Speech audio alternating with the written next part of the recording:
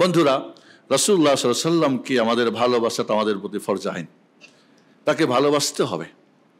আর ভালোবাসার নিয়মটা হলো তার রেখে যাওয়া যে আমানত কোরআন এবং সুন্নাহকে পড়া, বোঝা, পড়ানো, বোঝানো, আমল করা সালাফে সালেহিনদের মানহাজে, সালাফে সালেহিনদের মানহাজে।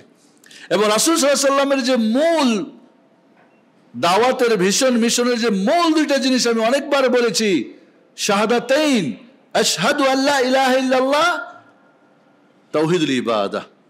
আপনার জীবনের যা কিছু করবেন ছাড়বেন কার জন্য? আল্লাহ সুবহানাহু ওয়া তাআলার জন্য। উনি মাবুদ আল হক, আপনি বান্দা আবদ, আপনার কাজ কি ইবাদত করা। আরেকটা কি? আশহাদু আন্না মুহাম্মাদার রাসূলুল্লাহ। এই যে আল্লাহর ইবাদত করবেন, ছাড়বেন, করারটা করবেন, ছাড়ারটা ছাড়বেন, কার তরিকায় করবেন? বাপ দাদার, পীর বুজুর্গ, ওলিয়া উলিয়া, কার নিয়মে? এই নিয়মটা হয় মুহাম্মদুর রাসূলুল্লাহ সাল্লাল্লাহু আলাইহি ওয়াসাল্লামের। এই দুইটা যতক্ষণ ঠিক না হবে, ওকে না হবে, কোনো ফায়দা হবে না। একবার দুরূদ পড়লে সালাম রাসূলের প্রতি আল্লাহ 10 বার আপনার প্রতি রহমত বর্ষণ করবেন, এটা ইবাদত। কাকে খুশি করার জন্য? আল্লাহ খুশি করার জন্য। এর তরিকাটা হবে কেমনে? মুহাম্মদুর রাসূলুল্লাহ সাল্লাল্লাহু আলাইহি ওয়াসাল্লামের। ইন্নাল্লাহা ওয়া মালাইকাতুহু ইউসাল্লুনা আলান নবী ইয়া আইয়ুহাল্লাযীনা আমানু সাল্লু আলাইহি ওয়া সাল্লিমু তাসলিমা। সূরা আহজাবের 56 নম্বর আয়াত যখন নাজিল হলো, বুখারী শরীফ খুলেন, মুসলিম খুলেন, কাব ইবনে উজরার হাদিস পড়েন, বিভিন্ন বর্ণনাতে যেটা মানে যেটা জিস্ট কথা, সাহাবায়ে কেরাম জিজ্ঞেস করেন, ইয়া রাসূলুল্লাহ কাদ আরাফনা কাইফা নুসাল্লিমু আলাইক, আপনার প্রতি কিভাবে সালাম দিতে আমরা শিখেছি। দুরূদ আছে না, আত্তাহিয়াতু আছে না, আসসালামু আলাইকা আইয়ুহান নবী ওয়া রাহমাতুল্লাহি ওয়া বারাকাতুহু ফাকাইফা নুসাল্লি আলাইক, আপনার কিভাবে দুরূদ পাঠ করব। আল্লাহ যে আমাদেরকে দুরূদ ও সালাম দুইটাই আপনার প্রতি পাঠ করতে বলছেন। সালাম তো শিখেছি, দুরূদ কিভাবে পাঠ করব? আল্লাহ নবী আলাইহিস সালাতু ওয়াস সালাম চুপ হয়ে গেলেন, কারণ তিনি মা ইয়ানতিকু আনিল হাওয়া ইন হুয়া ইল্লা ওয়াহয়ুন ইউহা, কুল উমিরতানা কি মা লা কুল লা আত্তাবি ইল্লা মা ইউহা ইলাইহি, ওয়াহী ছাড়া কথা বলতেন না। আল্লাহর পক্ষ থেকে ওয়াহী মাতলু কোরআন অথবা ওয়াহী গায়র মাতলু সুন্নাহ না আসা পর্যন্ত তিনি কথা বলতেন না। তার জন্য কোনো কিস আল্লাহ অনুমতিও দেন নাই, বরং তিনি তার নিজের থেকে কথা বললে আল্লাহ বলছেন তার ডান হাতটা ধরে শাহরগ কেটে তাকে শিরচ্ছেদ করে দেব। আল্লাহু তাকাওয়ালা আলাইনা বা'দাল আকাবিল লা আখাযা মিনহু বিল ইয়ামিন সুম্মা লাকাতানাহু মিনহুল ওয়াতিন। সূরা আল হাক্কা পড়েন। ওয়াহী আসলো, কিভাবে দুরূদ পাঠ করবে রাসূলের জানা ছিল না, কোন শব্দ দিয়ে পড়বে, কেমনি পড়বে।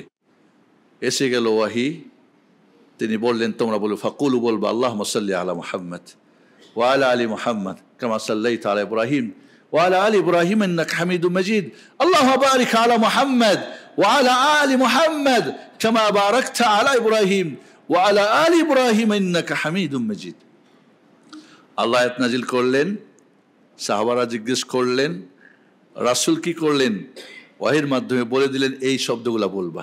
এখন আমাদের দুরুদে ইব্রাহিমিতে আমাদের তৃপ্তি হয় না, দুরুদে তুনাজ্জি না, হাজারি দুরুদ, দুরুদে মাহি, দুরুদে হাজার, কি বলে জালালি নাকি, দুরুদে চিস্তিয়া, দুরুদে নকশবন্দিয়া, দুরুদ দুরুদ দুরুদ মকসুদুল মুমিনিন, 17 প্রকার দুরুদ।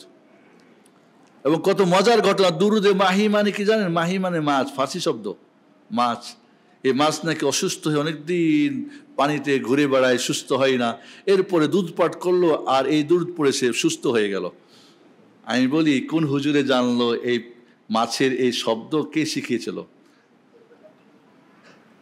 মাছ যে দুধটা পড়েছিল মাছের পানির ভিতরেও কেমনে জানলো ওস্তাজি আমার? বলে দিবে একটা খাজিরের মাধ্যমে জানছে বা স্বপ্নে জানছে বা একটা বললেই তো হয়। এগুলি সব গাঁজাখড়ি কথাবার্তা।